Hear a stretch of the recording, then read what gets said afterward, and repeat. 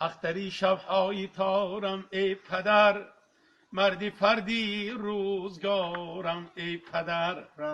معنی رفتاری من باشی مدام، همچو خضر در کار و بارم ای پدر.